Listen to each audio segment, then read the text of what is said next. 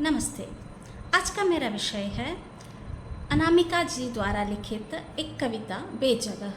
बेजगह में अनामिका जी क्या कहना चाहते हैं, उन्होंने क्या कहा है और इस कविता के माध्यम से हमें कौन सा संदेश अनामिका जी देना चाहती है, उन सभी के बारे में इस क्लास में, इस कक्षा में मैं आपको समझाऊंगी। सबसे पहले लेकिन हम कवयित्री के बारे में जानकारी हासिल करते हैं। थोड़ा सा संक्षिप्त रूप में यहाँ पर कवयित्री के बारे में बताती हूँ। अनामिका जी का जन्म बिहार के मुजफ्फरपुर में हुआ। लिखने पढ़ने का संस्कार बचपन से ही पड़ गया था।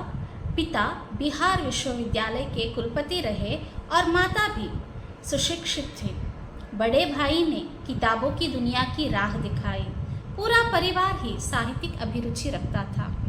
उनकी आरंभिक शिक्षा गृह शहर में ही हुआ। उच्च शिक्षा दिल्ली में प्राप्त की। अंग्रेजी और हिंदी साहित्य में उच्च शिक्षा के साथ वह दिल्ली विश्वविद्यालय में प्राध्यापक है। वह समकालीन कविता की सुपरिचित कवयित्री तो है ही। उनके आकर्षण का दूसरा महत्वपूर्ण पहलू हिंदी के स्त्री विमर्श में उनका दखल है। अनामिका जी की कविताओं का अनुभव विविधपूर्ण है। जहां उन्होंने भावुक अंतर्मन की कविताएं भी लिखी है, तो बृहत वैचारिक परिवेश में भी प्रवेश किया है। भाषा शिल्प बिंब में वह अलग अलग से चिन्हित हो सकने वाली कवयित्री है।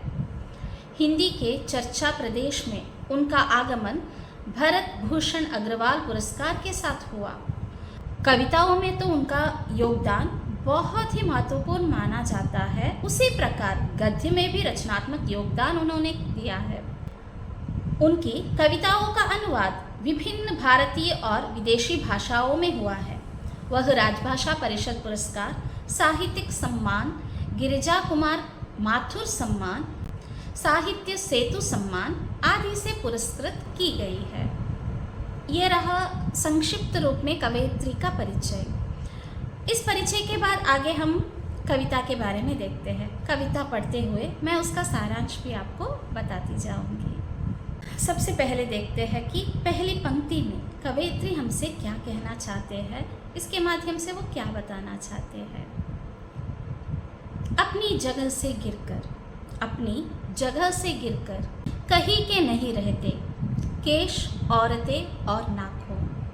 अपनी जगह से गिरकर कहीं के नहीं रहते केश, औरतें और नाखून।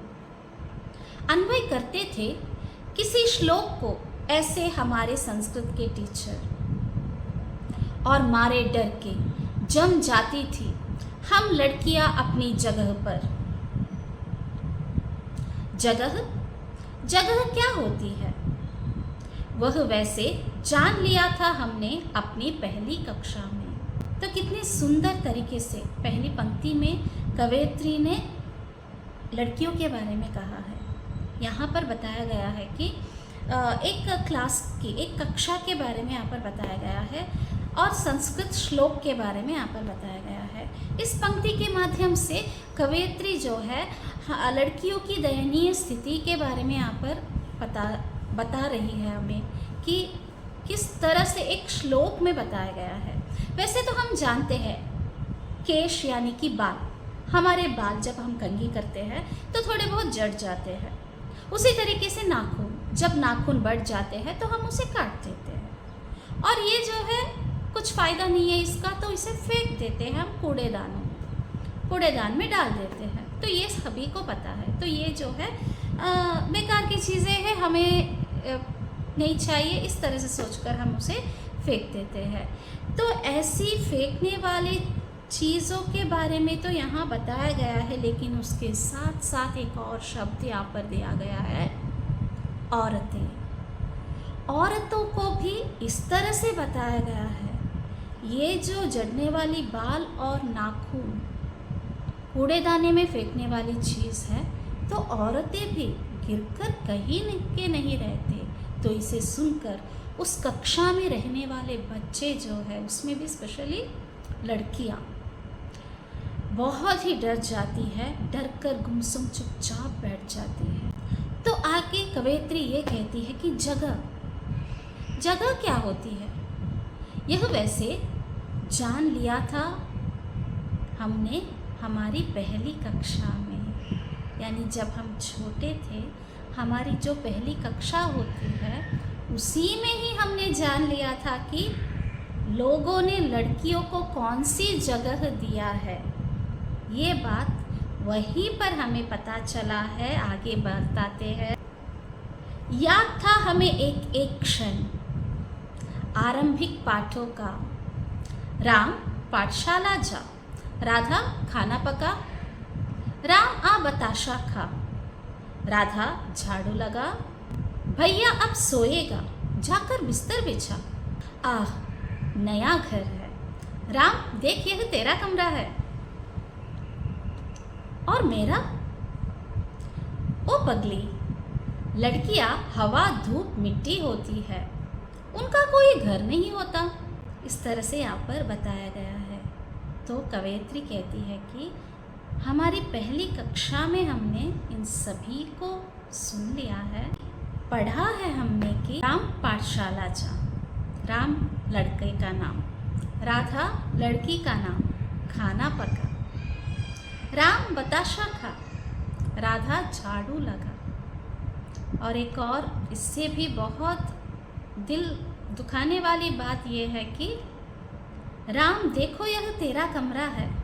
राम से कहा जाता है, एक लड़के से बेटे से कहा जाता है, देखो नया घर कितना सुंदर है और ये तुम्हारा कमरा है। जब बेटी मेरे लिए कोई कमरा नहीं है क्या पूछती है तो उत्तर क्या मिलता है, देखो ओ पगली, लड़कियां हवा धूप मिट्टी होती है, उनका कोई घर नहीं होता।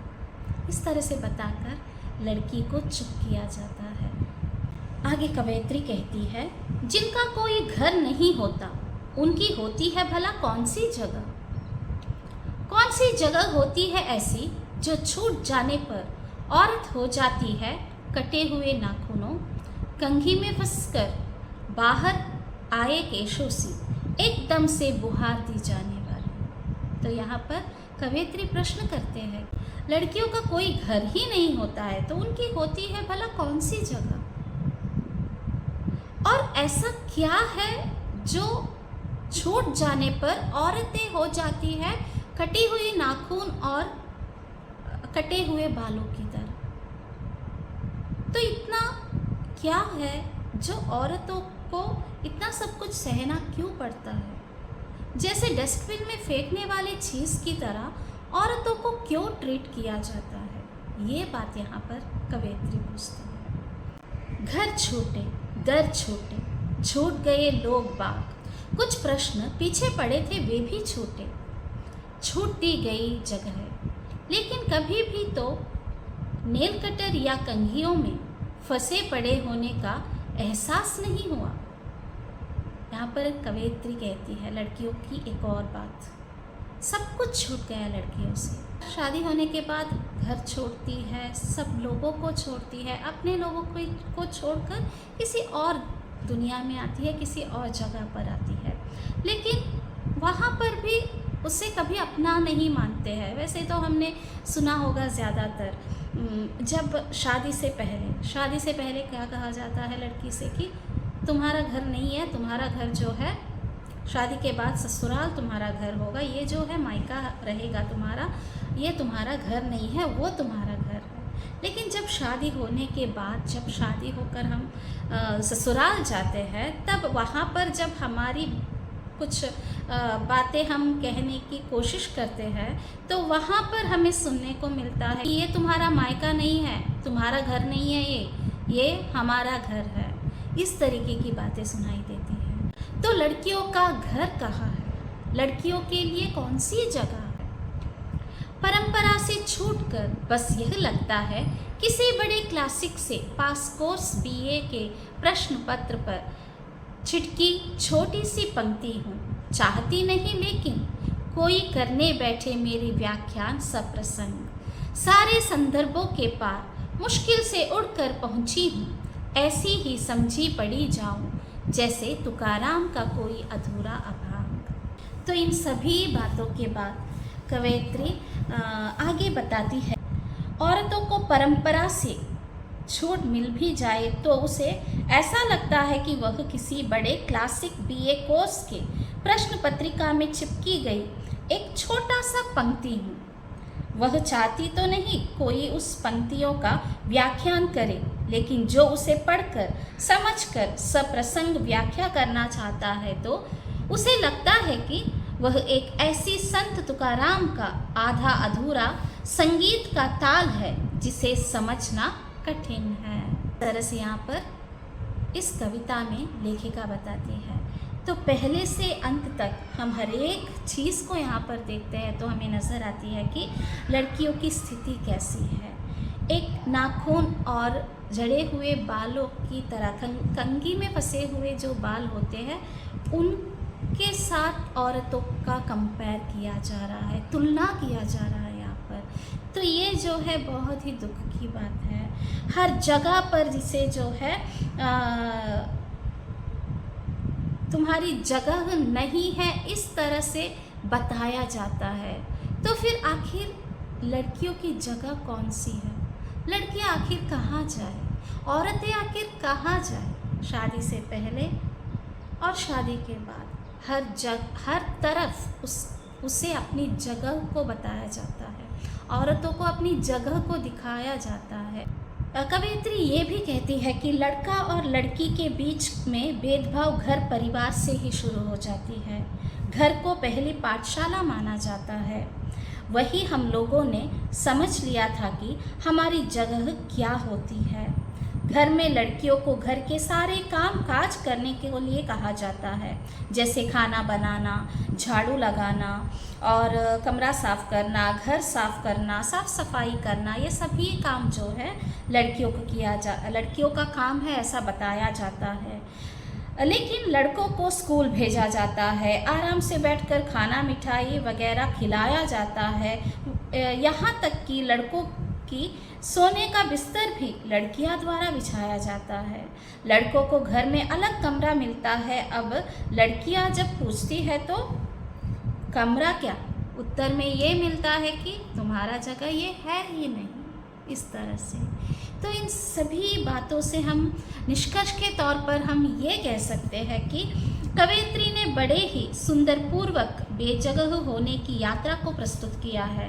अत्यंत मार्मिक दृश्य उपस्थित करती है यह कविता की बाल्यकाल से ही अप्रत्यक्ष रूप से, कहीं शिक्षक के माध्यम से तो कहीं अभिभावकों द्वारा समझा दिया जाता है कि कन्याएं उसी तरह बेकार है जैसे बड़े हुए नाखून काट कर फेंक दिया जाता है और कंघी में टूटे हुए बाल तथा औरतें किसी काम के नहीं होते। कक्षा में भी जब पाठ पढ़ाते हैं तो वहाँ पर भी पाठ्यपुस्तक में ही लड़का और लड़की का भेदभाव नजर आता है। अंत में कठिनाइयों से जूझकर आगे आई कन्या चाहती है कि अगर कोई मुझे चाहे तो सप्रसंग व्याख्या करके हल करे और संदर्भ में सारी मुश्किलों को गिनकर मुझ तुच्छ प्रश्न को हल करे। और आखिरी में कहती है कि मुझे संत तुकाराम के अधूरे अभांग की तरह पावन समझा और पढ़ा जाए, क्योंकि मैं मुश्किलों की अग्नि से तप कर आई हूँ। इस तरह से बेझा कविता में कवयित्री इन सभी बातों को हमें बताना चाहती है और हमें समझाना चाहती है। इतना बताकर मैं इस कविता और कविता के सार को यहीं पर ख़त्म करती हूँ। इससे रिलेटेड कुछ भी बातों को, चाहे ये कविता के बारे में हो सकता है या इससे पहले मैंने कक्षा में जो कुछ भी मैंने आपको पढ़ाया है उससे रिलेटेड अगर आपको कुछ प्रश्न पूछना है तो भी आप मुझसे पूछ सकते हैं। ये YouTube बनाने का मेरा उद्देश्य ही यही है कि जो भी छात्र छात्राएं विद्यार्थियां हैं उन्हें पढ़ने में दिक्कत हो सकती है या कभी कभी समझने में दिक्कत हो सकती है, कभी कभी नोट्स में कोई झंझट हो सकती है, परीक्षा के लिए आसान हो, इसी उद्देश्य से मैंने ये चैनल यहाँ पर खोला है। तो इसीलिए आप बेझिझक होकर कभी भी किसी भी प्रश्न को यहाँ पर आप पूछ सकते हैं, बेझिझक होकर पूछ सकते हैं। इतना कहकर इस कक्षा को मैं यहीं पर ख़त्म करती हूँ। आगे और कुछ और विषयों के साथ मैं आपके सामने आऊँगी। धन्यवाद।